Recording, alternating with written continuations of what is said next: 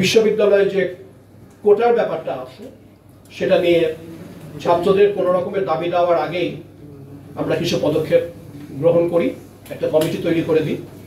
সেই কমিটি যে প্রস্তাবনা আসে, যেহেতু আমার সহকর্মীদের কাছ থেকে প্রস্তাবনা এসছে, এটা ভর্তি উপকমিটিতে এটা আলোচিত হয়। তারপরে যখন মূল ভর্তি কমিটিতে যায়, আমি ব্যক্তিগতভাবে ফিল করেছি যে এটা যথেষ্ট নয়, এটার আরও সংস্কার প্রয়োজন, কিন্তু কমিটিতে সেটা গৃহীত হয়। এরপরে আমার ছাত্র এবং শিক্ষার্থী যারা আছে তারা এই আন্দোলনকে আরও বেগবান করে, এবং তাদের এই বেগবান আন্দোলন এবং আমার নিজের ব্যক্তিগত অবস্থান এবং সবকিছু নিয়ে প্রচুর সময় ক্ষেপণ করে অনেক চড়াই উচ্চয়ের পর ভর্তি উপকমিটি এবং কমিটিতে যারা উপস্থিত ছিলেন তারা জানেন যে এটা কি প্রচন্ড ধরনের স্ট্রাগল ছিল।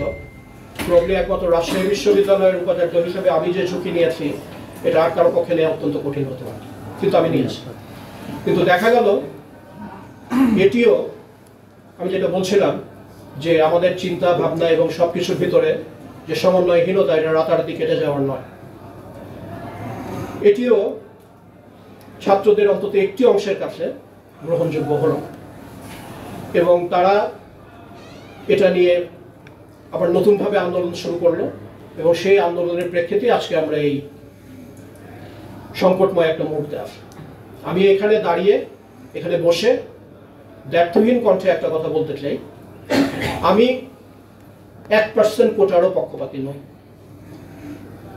আমি যেটা বলছিলাম যে এত বড় পরিবার, অনেক কথা ভাবতে হয়, এবং অনেক কথা ভাবতে হয়েই যে দায়িত্বে নেই সে যেভাবে কাজ করতে পারে, যে দায়িত্বে আছে তার জন্য কাজ করার প্রক্রিয়াটা সেরকম নয়। আমি এখানে পরিষ্কার করে একটি কথা বলবো,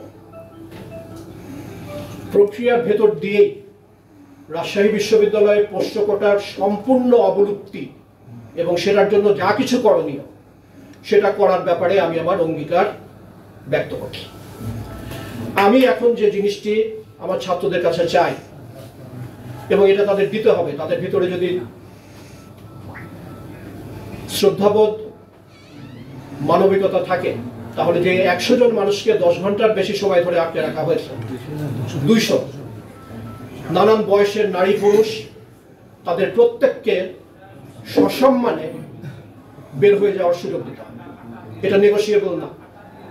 ছাত্রদের আরো দাবি দেওয়া আছে, এই প্রত্যেকটি দাবি দেওয়া আমরা অ্যাড্রেস করব, কিন্তু এই মুহূর্তে আমার অঙ্গীকার হচ্ছে রাজশাহী বিশ্ববিদ্যালয়ে পোষ্য কোটা বলে আর কোনো কোটা থাকছে না। কিন্তু এটা আমি একটা প্রক্রিয়ার ভিতর দিয়ে নিয়ে যাব, কিন্তু এটাই আমার অঙ্গীকার।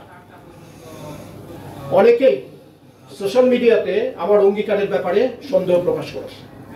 আমি তাদের ব্যাপারে পরিষ্কার করে বলি, আমার সমস্ত জীবন যদি কেউ দেখে তাহলে মিথ্যা আশ্বাস দেয়া বা মুখে এক মনে এক এর কোনো নজির নেই। শুধুমাত্র যারা আমাকে চেনে না অথবা যারা সত্য ভাষণে অভ্যস্ত না তারাই আমার কথায় সন্দেহ পোষণ করতে পারে। আমি বলেছি এটা থাকবে না, এটা থাকবে না, এবং প্রক্রিয়ার ভেতর দিয়ে এটা থাকবে না।